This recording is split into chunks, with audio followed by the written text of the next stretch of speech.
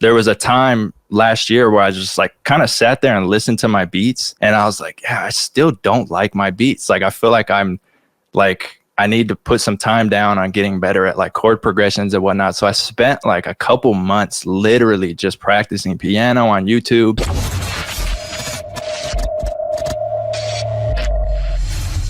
Let's be honest, you're not gonna find these videos anywhere else. Why? Because I make them. So it would really help me out if you subscribe. If you've already subscribed, what also really helps is if you like the video and leave a comment. It's hard in the era of clickbait videos on YouTube and negativity in the producer community, and I appreciate your support. Thank you so much. Well, actually, I started back playing drums. So playing drums, I grew up playing drums since I was about 8 years old. And then in high school, I started getting into like multimedia type stuff, and engineering became kind of one of those things, and I kind of dabbled with audio, and I was like, oh, it's actually really fun. And then from there it just kind of like, you know, grew out, and I was just engineering. I was running the school theater, like the soundboards and stuff for all like the live shows or talent shows or anything that they did inside the theater. And then I started, well, actually I went and got a job so I could save up to get a little bit of audio equipment, because I wanted to start, you know, recording and engineering and mixing stuff. So I don't even think producing was in my head at the time. It was mostly I want to have like the studio where people could come record. So once I started doing that, I kind of fell into making beats because friends that I was, you know, recording and whatnot wanted production. And one of my homies, Tim, who's actually been on my channel a lot of people will be familiar with him. We do a lot of funny videos and whatnot. But I had made him a beat. He wanted me to make him a beat, and that's kind of where it all started. And I was like, I don't know how to make beats at all. Like, I'll just, you know, he would bring beats, I'd record him, mix it, whatnot. So I kind of fell into. That's a rapper that you're super sarcastic with all the time, right? Yeah, that's our personalities. Like it's like how our friend group is, you know. So I was recording him and my other friend Andre, and through there I was just making beats for them, but mostly just recording. People were coming through, I was engineering, and that's really what I was doing for a long time.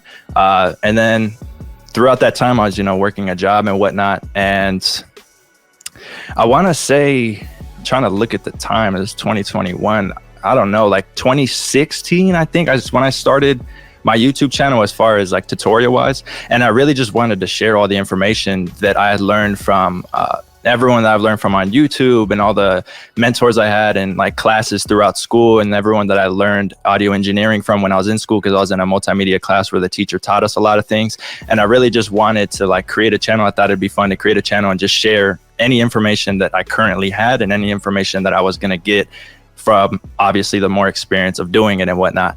And I just fell in love with the process of teaching. Like I kind of like did it, and I was like, you know, I'll see if I like it. Like I've never, you know, made tutorials like that. I've never, I guess, taught for YouTube type of style, but I always found myself in studios with artists explaining everything I'm doing, why I'm EQing this, or auto-tune does this, we could sing it this way, and then you can, you know, not have it be tuned so hard, and just really like kind of showing the process. And it's a lot of fun because I'm learning, you know, a lot of stuff about how they write and how they fit their bars in and all the types of stuff that they do. So I was kind of just sharing back and forth. So I was like, you know, this would actually be cool to take any information I have and just create some type of channel. So I just did it for fun at first. And when it started picking up, I just fell in love with it. And ever since then, I think I've been dropping videos.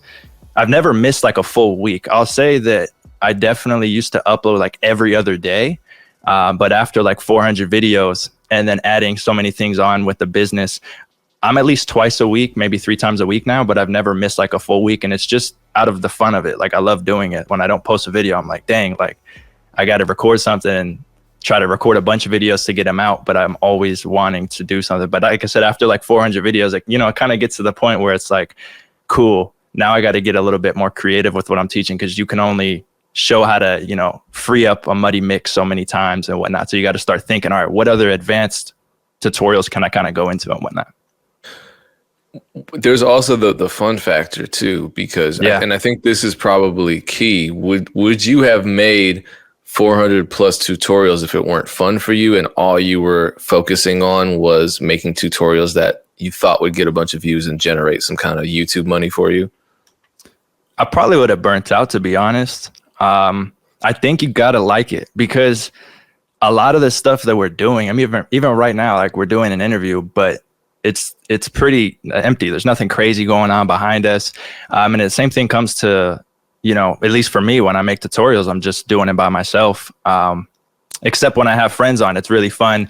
There's more activity going, but you really got to love what you're doing, because like if you're not liking it, it's just you, right? If I'm making a tutorial, but I'm not enjoying it, I'm gonna just be sitting here and it's just gonna be like, all right, I'm not gonna do it then. You gotta like be able to enjoy it and love it. And that's with everything, and not to say every single day you're gonna like it. There's plenty of times where I make a video and I'm like, man, like this one's just it's not feeling right, or I feel like I'm not explaining it right, or I'm trying to make a styled tutorial beat for a certain artist or something, and I'm making the beat and I just feel like, I'm not really feeling it today. And I'll either try it again. Honestly, most of the time I have a hard time like just cutting the camera off and being like, all right, I'll do it another day. I usually just get irritated and then come back and I'm like, no, I'm gonna do it. And then maybe sometimes it gets to like the third time and it actually ends up being something dope, but I have a really hard time just like being like, I'll do it another day, because I feel like I'm not getting any progress done. I'm not doing what I'm supposed to be doing, at least to me, I feel like. And I always want to upload something for my audience to watch and, give something for them to either learn from or be entertained by. So I usually just take a step back, maybe go, walk around the block or something, come back with a fresh head, and then just do it again. And most of the time, honestly, it does work out. But there's been those days where it'll be consecutive fails, one after another. And I'm just sitting here in my room by myself like, dang, like today was all else.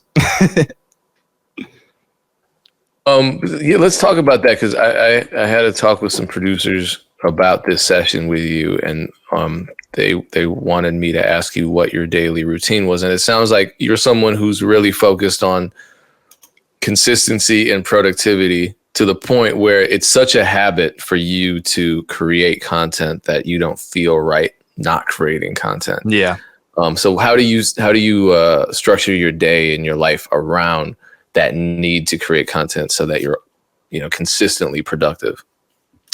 So I'll just start with like, I'll hit like what I currently do now, and then I'll go back to like when I was working, because I know a lot of people would definitely want to hear about that.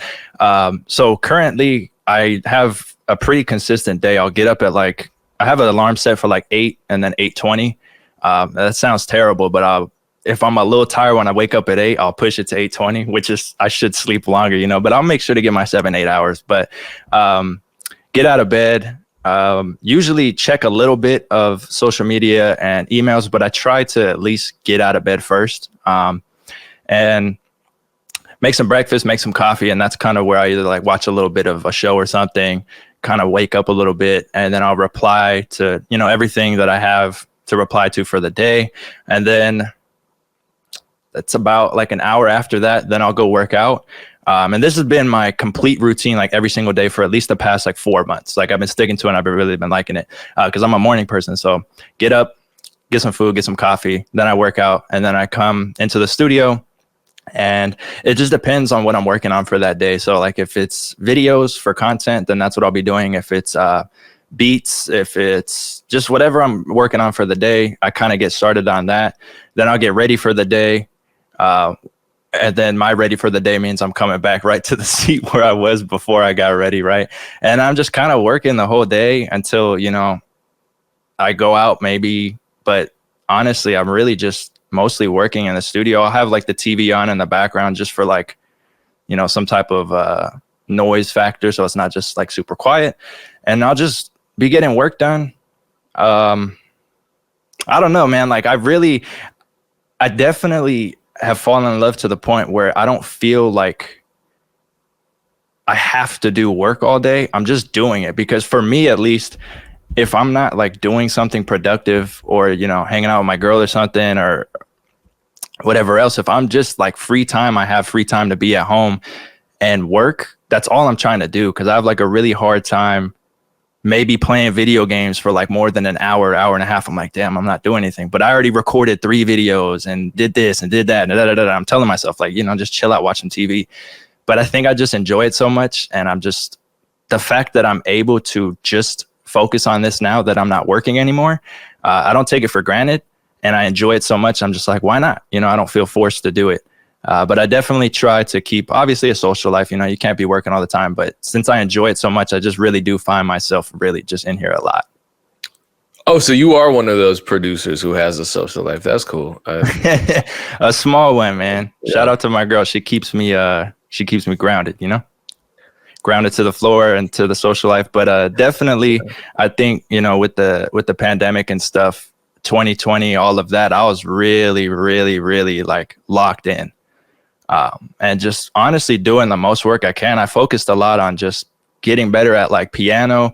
There was a time last year where I just like kind of sat there and listened to my beats, and I was like, yeah, I still don't like my beats. Like, I feel like I need to put some time down on getting better at like chord progressions and whatnot. So I spent like a couple months literally just practicing piano on YouTube, really trying to get better at like R&B, because I'm really into R&B, and there's a bunch of like borrowed chords from different scales, just, like advanced piano type stuff, trying to learn a little bit of theory, but really just get better at my melodies and chord progressions and whatnot. And I spent a couple months just doing that, and then just focusing on content. But I wouldn't recommend always just work, right? You gotta be able to stay sane. But if you enjoy it a lot, I feel like you'll just find yourself just always doing it, because it's just fun. Like, this is fun to me. I love it. But do you think being hard on yourself, I mean, you're obviously, people love your beats, but you just made a statement that you're not entirely in love with them yourself. Yeah. Do you think having that constant self-criticism, the cycle of self-criticism, pushes you to be better? Yeah, I think so, because like I didn't not like necessarily not like my beats. I just felt like there's certain things when I listen, like I want to be better at chord progressions, because you'll hear beats all the time. I love listening to beats. Like, I really listen to a lot of music, but I also listen to a lot of instrumentals, especially if I find something where I'm listening to it and I'm like, dang, like this is really, really good. And some of those beats you hear and you're like, man, I'm trash. And it's not like you're being like super serious, but you might be, but you're just like inspired by it and kind of like in a good way challenged by it. Like you feel like the chord progression is crazy or whatever, and I always notice certain things that I'm like, okay, I definitely would like to improve on that. So I'll just take time to try to do that, just because the other good factor to it is the more I can learn as far as like chord progressions and advancing my beats and whatnot, the more content I can have to share with other producers on my channel. And like every 6 months, I'll redo like a video of how to make like better melodies or catchy melodies or something. And the reason I put them out like 6 months apart is because by that time, I feel like I've practiced enough and improved enough to make a more in-depth or better video than I did the last time. And it's kind of just like a learn with me type of thing. Like in 6 months, you're going to see another one of these, how to make better melodies or something, because I'm improving as long as I practice. So it's another thing that I could share. Let me ask you this then, because I've witnessed a lot of creatives look at, so let's just talk producers specifically. A lot of producers listen to another producer's beats and they'll say, oh yeah, I can do that. And then they create their version of it and it's way off. Yeah. So being I think a good producer involves being a really good listener and an analytical listener. But how did you develop that ear? Because it's not something that everybody's born with. It's something that a lot of us have to develop to the point where we can hone in on a certain part of a track and say, okay, I like how that chord progression resolves into this next, chord, or I like how this drum sounds distorted, or whatever the case is, rather than just saying, okay, I got it, I'm going to recreate it. And we're not actually synthesizing that information in our head. I think there's two reasons that come from that. I guess the reason before doing what I do would be when I was younger, my mom was very like, what do you call it? Like not musically trained, but like by ear player. Like she could hop on a piano and kind of just play along the songs. And then outside of that, like mixing wise is probably the main one, because after 6-7 years of mixing, you're really able to pick apart like frequencies to the point where you'll hear just kind of every part of a mix. So when it comes to producing, it kind of plays into it, because you'll be able to hear like different, like exactly what you're saying. Because of mixing, you're very like, you have to be able with mixing to hear like certain parts of a mix, right? If something's muddy, or if you're trying to EQ like a whole mix together or mastering and you hear like a resonance somewhere, you have to be able to kind of pick apart and see where that is. And that really just comes with time. And the more you do it, the more you get better at it. But I think it plays hand in hand when it comes to producing because, sorry, this mic keeps falling. Because a lot of these things kind of play into each other, right? When it comes to mixing, like I said, since you're so in tune with everything that's going on in the mix, when it comes to like maybe hearing a beat and someone's like, oh, like, what is that sound right there? You're kind of able to like zone in and really hear what it is and be able to listen to it more so that you can practice it more. But when it comes to like getting better at like, if I hear a beat and I feel like it's something I can't do, I really just sit there and try to figure out what it is and then just practice it, because by doing that, maybe it's another genre or something, you're going to be able to not only do that now, but you don't know what else it's taught you how to do, right? Like just by doing that now, you might be able to hear things in a certain beat or a certain mix that you didn't hear before, because just from listening that one time and zoning in, you have that ability of doing that. So I kind of just, I don't know, I like thinking of stuff like that. Not everything is just a one-way thing. You might learn something and then pick up like 2-3 other things, and it might translate outside of producing into life. You know, it could be like something crazy that you're just doing, like you're cleaning the car, I don't know, like something weird, and then you're like, oh, I like this played in, or I know this because of that, or you learn patience this way so you can apply that to this, and just a bunch of different things that go into it. That car analogy was terrible. I don't know where I was going with that. I'm the king of throwing weird half-baked analogies. Yeah. Then you do it in a live format. It's like you can't take it back. Yeah, no, you can't. And then you don't even know where you're going with this. So you just keep talking. So yeah, let's segue to something else then. So you cool. were talking a lot about engineering and how engineering complements producing. I had Ricky P from Taylor Gang on here last week, him and Seth, his manager, and he said very directly that he thinks producers should learn to engineer. Do you agree with that? I don't think it's bad to learn engineering. I think it's really good. But it's definitely like something that you have to, or you mean like engineering, like as far as like recording people, or like whole thing, mixing type of things? Like, I can't put words in his mouth. I think he's more focused on tracking. Okay. Oh, yeah. I think that's a very good skill to have, especially if you're running a studio. Like if you had your own studio and you make beats, and then you also know at least how to like track someone's vocal and get like a rough kind of mix, that's probably one of the best things you can do, because people are going to start coming to you for recording wise, even if it's just for kind of demos. Maybe they'll take it somewhere else to mix, but at least you know how to record a vocal, because then you can have artists come over and supply beats, but also track their vocals. You're going to build a lot of relationships that way. And then you're going to be able to be recommended for a lot of other artists to come to your studio, because you have kind of like a one-stop shop. Even maybe if you know mixing a little bit, but they can always, you know, if you don't, you could be like, I just know how to track and stuff, but I can provide the vocals, and then you could, you know, get a mix somewhere. I definitely think that's a super good skill to at least have. And it's not too hard to learn. I mean, there's a lot of things to getting a good vocal sound from the start.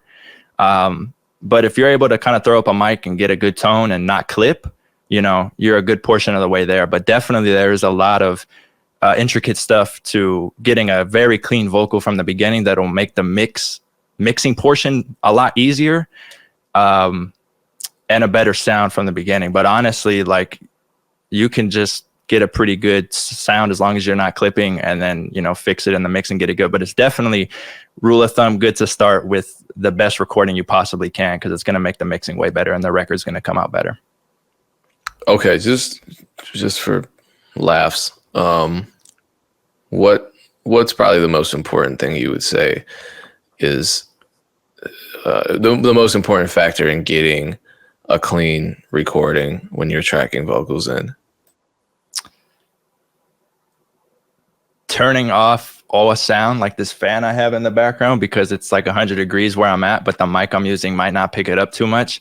But if you're recording with like a condenser and you have like an AC on, and then the speakers are on and there's just sound going, the number one thing I would recommend, the two things I would say, at least if I could choose some, and we're live, so I might be thinking a little bit more about this later. But off the top of my head, I would say as quiet as possible and don't clip. But, you know, then it comes into like, as far as like the room you're in and where you're recording, there's a lot of ways to fix that if you don't have like treatment and whatnot, you know. But definitely as quiet as possible and not clipping would be two of the best things.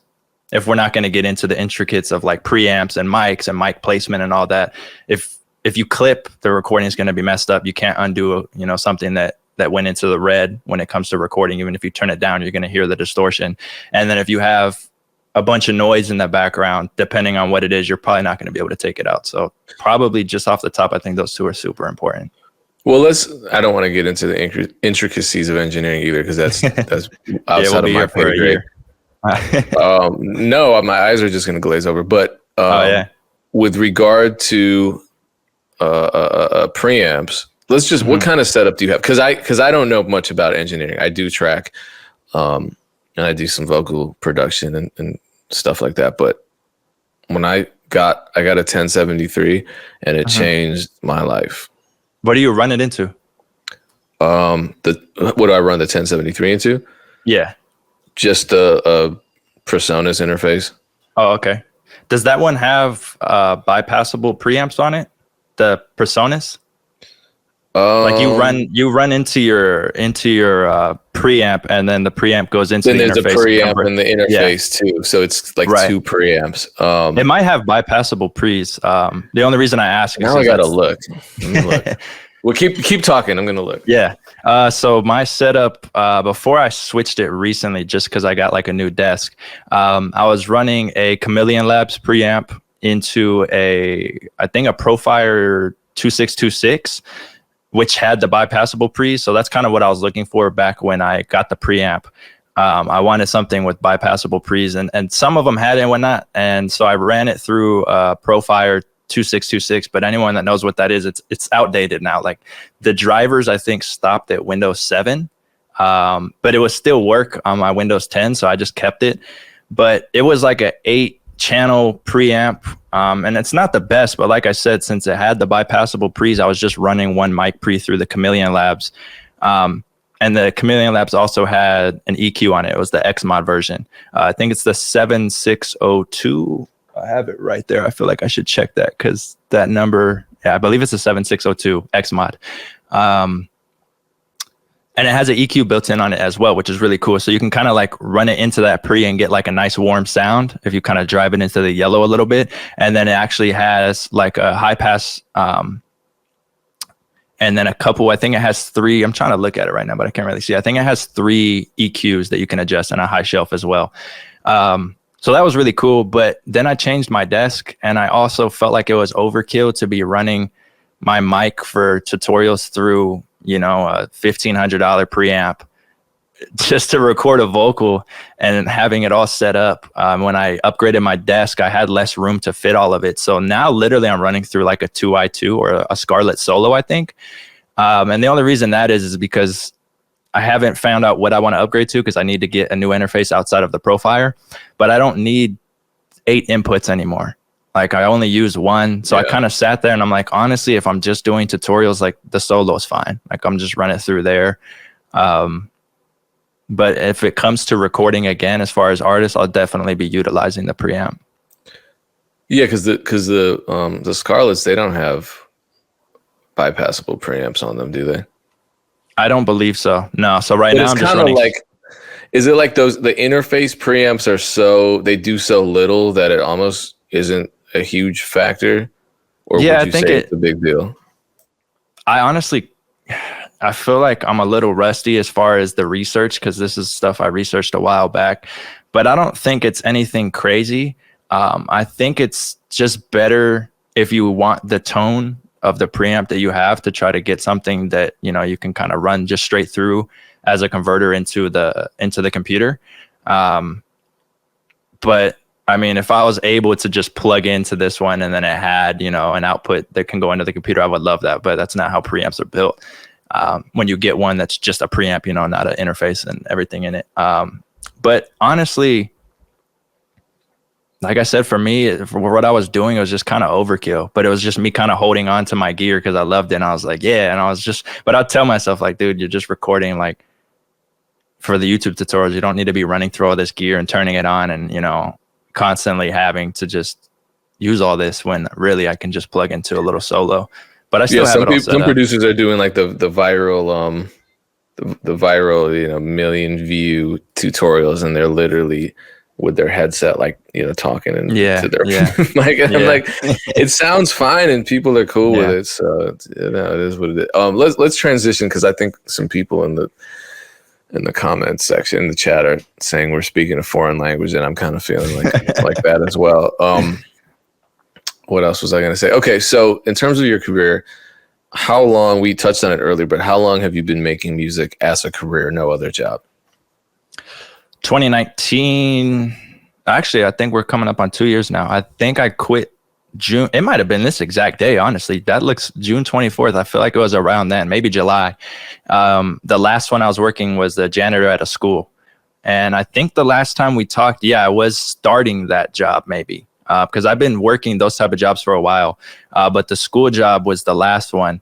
And that ended, I was able to leave that 2019 at summertime. I know school was out, so we were doing like the deep cleaning. You know, you go in and clean all the classrooms and bathrooms like thoroughly since everyone's out of school. And I left during that. So I think it was June 2019. What would you say were the most important habits that you formed, or the most important actions that you took that helped you reach the point of being able to quit your job and just make money off of music? Oh, sorry, can you repeat that one more time? What were some of the habits that you formed, or the actions that you took that allowed you to quit your job and just focus on music and make all your income off of that? Definitely the scheduling. I think that was something I tried to speak a lot about on my channel. And the reason that was is because that job was Monday through Friday, like mid shift. So I think 2:30 or 3 to like 11:30, something like that.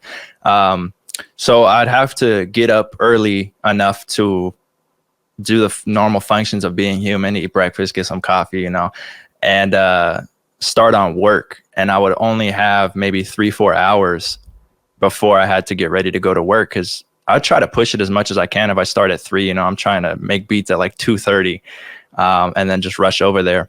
But definitely the scheduling of it, because since I had started my channel, I was working jobs. There was one time when I was actually working 2 jobs and doing the YouTube, and it just put me, that's probably why now I'm so used to just working a lot and really enjoying it, that I'm able to work as much as I want because I don't have to go to work. But I liked all my jobs. I loved them. I worked with really cool people. It got me out. And then, you know, when I would come home, I'd be locked in. But the scheduling was the best, because I would know, okay, if I sleep until 12, let's say, and then eat breakfast, I'm only going to have like an hour to work. So I would definitely be waking up at a consistent time every morning, get in as much work as I can, have it scheduled out what I'm going to do for the day. And then I'd go to work, come back. And sometimes a lot of the time, honestly, I'm not going to lie, I would continue to try to work a little bit, but I would definitely make sure to knock out at a good time so I can get some rest, wake back up and do the same thing.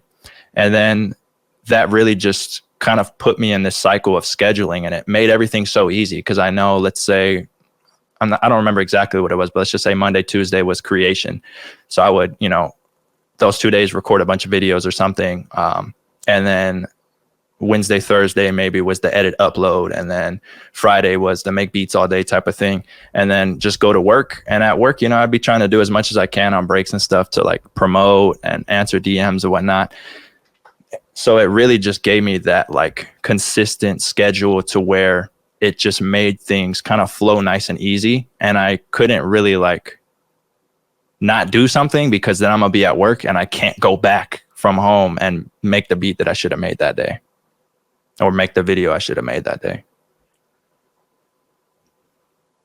Did anyone ever mistake you for a student while you were working as a janitor? No, they didn't. It was a high school or it was a middle school? I worked at a couple of different ones. The first one was middle, and then the one that I was at before I had quit was elementary. Oh, okay. If it was a high school, they definitely would have been like, get off here. Because I used to when I still had a regular job, I was a site coordinator at an after school program. Yeah. And I got yelled at by a whole bunch of teachers. And it was actually my old high school. Oh, really? And, there are thousands of kids at that school. It's huge.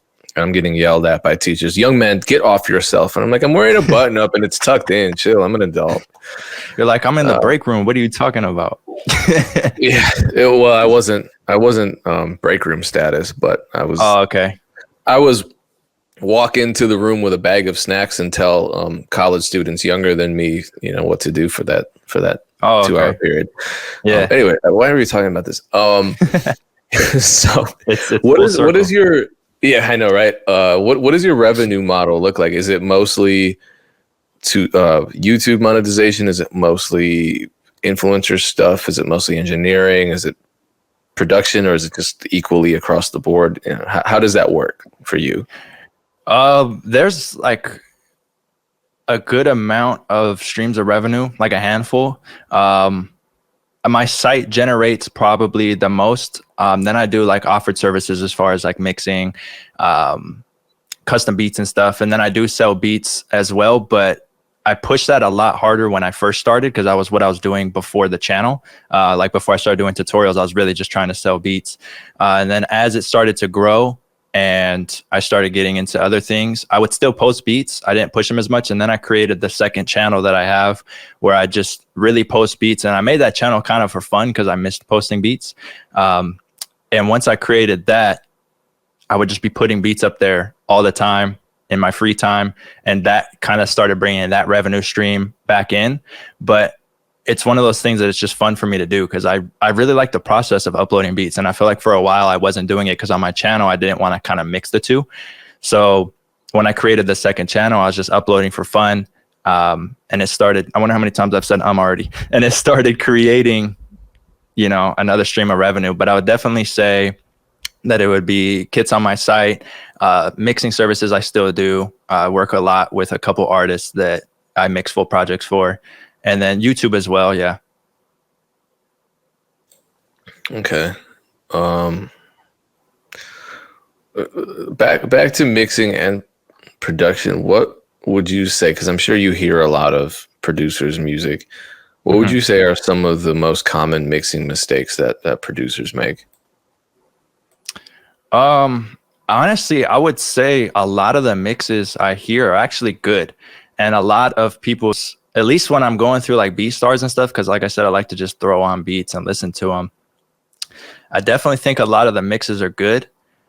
Sometimes I guess I would say I think, and this was for me as well, the two biggest issues, at least when I first started, that I would have as well, was like low end issues, which is going to come from most of the time the environment you're mixing in, not translating outside because your room is, filled with bass. It might not be treated or the setup's incorrect. So the low end might not be translating, and then muddiness in a mix.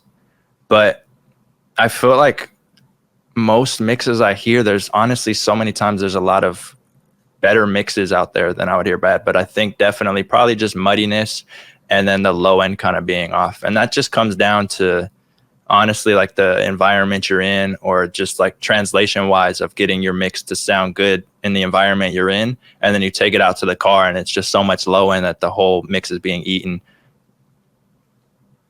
So in your experience, what is especially if you don't know much about acoustic treatment and maybe don't have the funds yet to put up bass traps and clouds and all that, what would you recommend producers do to reference their mixes? So before that, the things you can do, I just want to touch on real quick, would be like, let's say you had like a monitor set up, an interface and like a desk. You can position your monitors in the best possible way of your room, which would be obviously firing down the long side of the room, right? So if you had a room that was 11 by 10, you want to have, I can't even explain this without drawing it out, but your monitor's going and shooting down the 11-foot way, right? And then trying to get yourself a little bit away from the back wall. There's a video on YouTube where there's a guy that kind of breaks it down in like a cool little cartoonish way so you can like really easily understand it. So I think if you just put like a monitor placement video or something on YouTube, it'll probably come up, or studio monitor placement video, and it'll just show you all the things, you know, to get a little bit away from the back wall. If you can be like 38%, your mixing position is 38% of the length of the room. And then if you can't do any treatment, just at least getting your monitor set up with where you're sitting in a equilateral triangle. I think that's how you say it. I probably messed that up, but it's all good. And that's just having the same distance from your monitors to where you're actually sitting to your ears, having them at ear level. So just little things like that that are obviously free if you have speakers that you could set up to kind of help out, I think is super important. And then as far as referencing goes, if you're in a room that's not treated, if you can get a cool pair of studio headphones that you can learn and kind of reference on, that's good. And then honestly, anything you really know well, like your car, everybody knows how their car sounds. And at least for me, the second a mix comes on in my car, I know exactly what sounds weird, because that's, you know, just anywhere you listen to music the most is going to be the best. And then reference tracks are a huge one. And that's just getting a beat or a song that you really like. Like, let's say you had a track that you liked that you were able to kind of say, okay, this kind of sounds like something off a Kendrick album. So you go grab a song that you like the mix of and then throw it in your session, get the same readings, right? Use like a LUFS or something and get it down to about the same amount. Make sure that it's not louder, and then flip back and forth and kind of listen to yours compared to theirs. You could also take like a EQ on the master and take out all the high end, so you only hear like the mid range and the low end, and then flip back and forth so you can hear what's going on in the lower parts. And then take that reference to the car as well with yours on like Dropbox, and keep doing like 1.0, 2.0, 3.0 and kind of adjust. I mean, back then I honestly used to take my laptop to the car and just move like small adjustments in the car, which sounds crazy. But since I felt at the time that I knew my car better than my speakers and my environment, because I was just starting out, I was like, let me see what happens if I get it to sound decent in the car while I'm sitting there, which is not ideal, but bring it back into the studio and see, okay, this is kind of, I liked what it sounded like in the car. And then now in the studio, I kind of understand what it should sound like in here, because at first, the room I was in was super small and it would just get built up with so much low end that I couldn't really hear what was going on. So it's just little tricks like that that really help out, because having your mix translate is going to be the best thing, because once you're able to know in your room that it sounds good, or in your studio, wherever you are, you're not going to be so scared to hit play in your car. Because I used to sit there when I first started and be like, oh, here we go, and hit the play button and it goes, and you're like, oh, here we go again. Like the kick destroyed the thing, my speaker sound, you know. It's just, if you can't treat your room or do whatever, it's good to just get as many reference points and reference tracks so you can understand your speakers and your environment. What kind of studio monitors are you using right now? I'm on the Yamaha HS8s. I wanted to get like NS10s and get the whole setup and whatnot, but I really need like a full space. I want to get like a full studio to kind of just start investing a bunch of stuff and get a lot of analog gear and whatnot. But for a couple years, I wasn't doing too much mixing anymore. Like I was really focused in on the channel and just creating. So I kind of stopped buying gear because I wasn't recording people. And then as far as like my speakers went, like everything just worked for what I needed it for.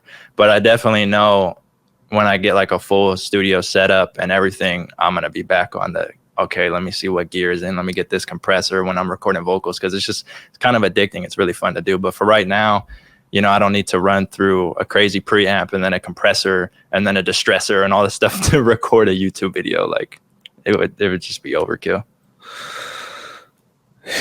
Yeah. Well, onto brighter topics. Congratulations on passing the 100,000 subscriber mark on YouTube. When did that happen? Thank you, by the way. Last year, end of last year, I think. Man, time is flying by. We're already halfway through this year. I don't think it was this year. It was definitely, I think it was last year, like November, December, I think, maybe a little earlier. Yeah, I think same for me, actually. Yeah, I think it was around the same time. I think I remember seeing you as well. How was that journey? It was cool, man. When I first started, I wanted that was like the number one thing. Like when I started on YouTube, I would see people get plaques and I was like, how do you get that? Like, where do you apply for that? I thought like you just get it. Like, I don't know. Like I didn't know you had to have a certain amount of subs. And then I would see, you know, how to get them and whatnot. And then I was like, dang, that's a lot of subscribers. And I was like, but I'm gonna get that plaque. I was like, if that's the last thing I do, like I want that plaque. Like it'd be so dope to like get it. I think they used to send in like a really big frame, right? Like, cause now it's just like what you see is what it is.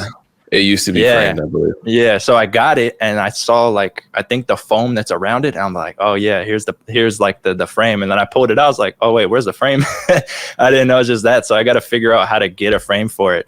But I would see people posting those like way back then, and I was like, that would be really cool to have. Like I want something like that. So I see you have yours is mounted right in the back. Yeah, it's that way. There you go. Yeah, but yeah, I mean, it's not the biggest thing in the world, but it's also not the smallest thing in the world. A frame would definitely make it look bigger, especially if it had like black matting or something. But yeah, I have mine set up on like a Walmart plastic, like I don't know, like stand thing that you would put a frame on. It was like $1 or $2, so I feel like I'm not doing it justice. Like it needs to be in like a nice big frame, but I got to figure out where to get them because it's like such an awkward like it's like. I don't know, like half an inch, right? So like I got to figure out I don't know how to frame. Yeah, go to one of those framing stores. It's gonna be expensive, but they'll make it. Yeah, it'll be worth it. Yeah, I got to do that. This mic stand, man, it's just been falling this entire time.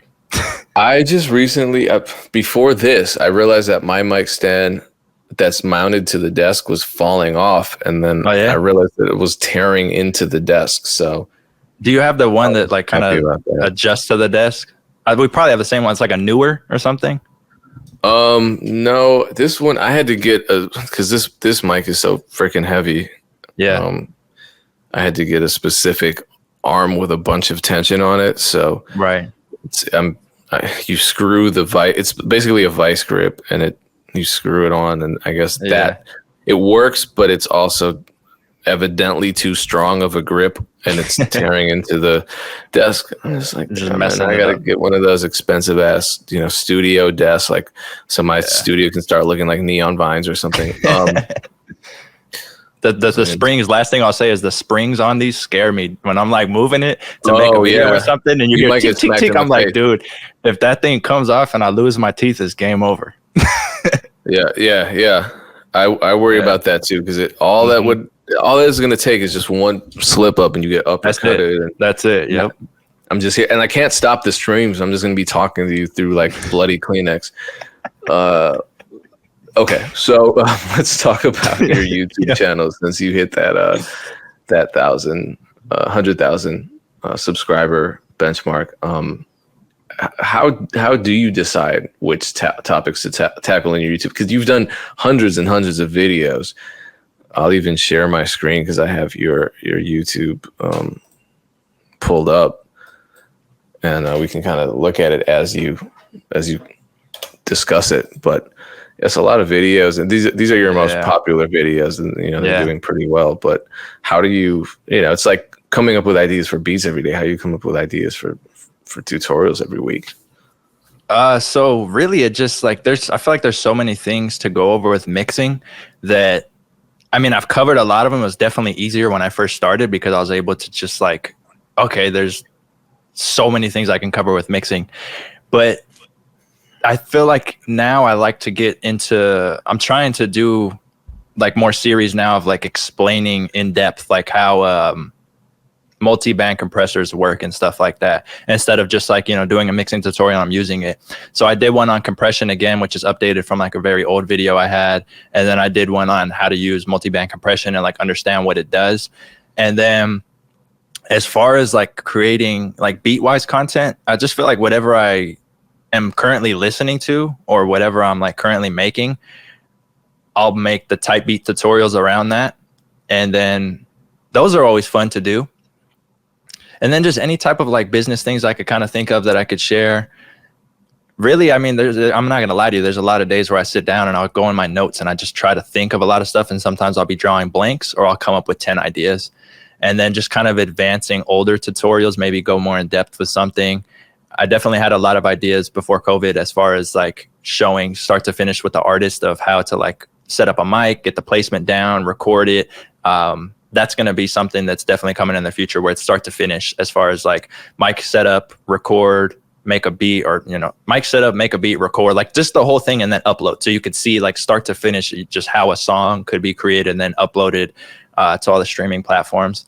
So just like different ideas. I definitely want to start adding, not necessarily like vlog style stuff, but like just like different types of videos. Maybe just going to like a studio with Tim and just making like, how many songs can we make in X amount of time, or just like cool videos like that. But yeah, just kind of throw things on the notes and see what I can get. And then I'll try to just make a bunch of topics and then cover them. And I have like so many of my notes that I haven't done. So it's kind of just something I can pull from. But I'll definitely tell you that before 300 or 400 videos, this was a lot easier to think of, because I could literally be like, oh, EQ, that's like 40 videos I can make. And then after I cover a lot of them, I'm like, all right, let me try to finesse it a certain way and see what I can come up with as far as EQ tutorials go. But I think just because I enjoy it a lot, it's easier. It's a lot to cover, and then it's also not that much to cover when you really dive into it. But so in terms of the videos themselves, in terms of tags and titles and SEO optimization, how do you optimize your videos to get the most traffic? Because a lot of them are hitting, you know, around the 500,000 view mark. Yeah. I think now that I've done so many, I did a lot of the keyword research back then. I don't think I'm too heavy on it now, just because like if I'm doing like a melody tutorial, I'll kind of go through my videos and see what keywords were ranking for that, and then kind of just check them real quick to make sure there's still something that's active. But I also, so then I'll copy those over and do a little bit of research, make sure they're still good. But I mean, if I were to start from start to finish, you know, I feel like you have the video or the videos as far as keyword optimization and stuff on your channel, which I've watched too, where you actually had, I think, the guy from TubeBuddy, right, where you kind of went over. So that's like a gem for everyone to go watch, because then you could just take that and utilize it for anything.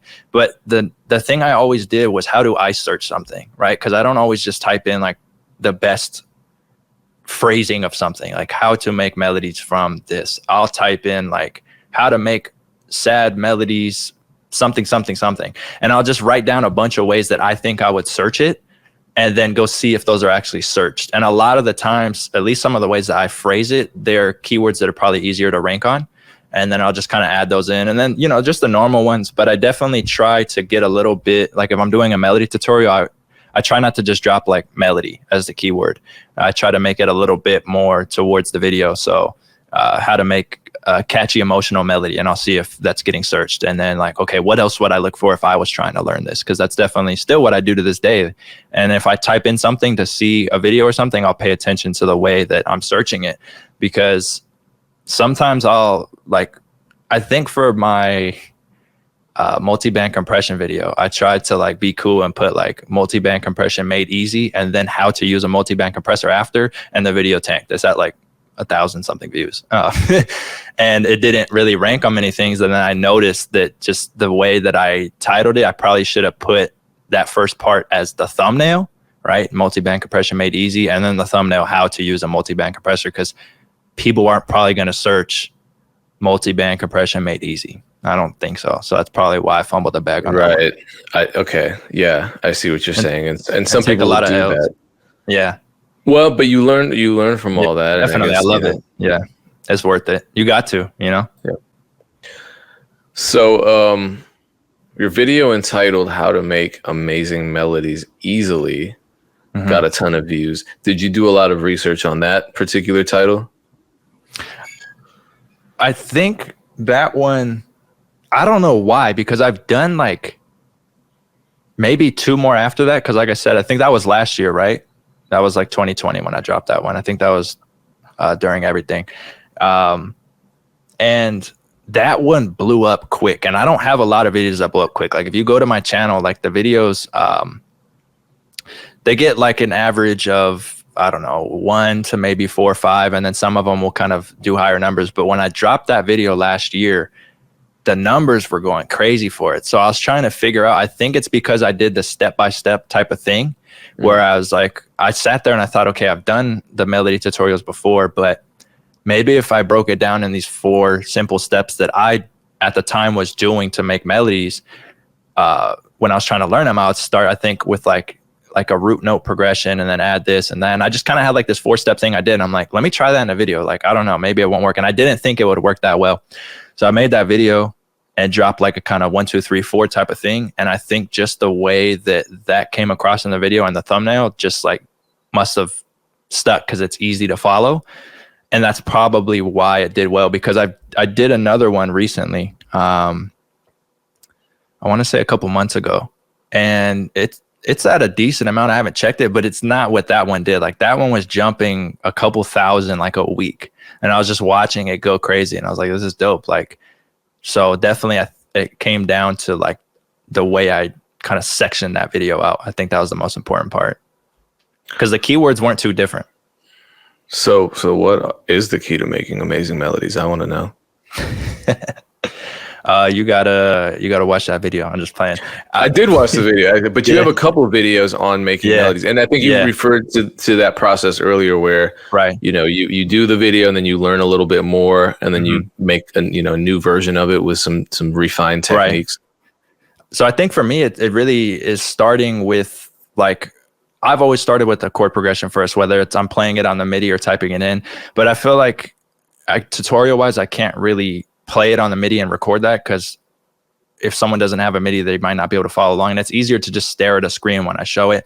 So I started learning like the basics. I had taken a piano class like way back then in like high school, and I forgot some of these basics. So I just went back to learning the basics of like just chord progressions, right? And then creating like a certain chord progression of like a 6-5-4 chord progression, or I'm just throwing numbers out there, but you have your notes, so you could do like a 1-3-4 or whatever, and I'll create the root notes of that and then build a chord on top of each one of those, and then just start inverting random notes and adding the root notes at a lower octave, and then from there I'll try to just build out a melody. I think the next thing I want to get into learning more is like rhythm of melodies. I feel like that's something I can definitely get better at, like more advanced rhythms of melodies, and kind of get them to like get better. And then the other thing, which actually I've seen that you're pretty good at, is like what do they call it? Like running on like a bass, going up a scale, like a bass. Walk ups. Walking the bass.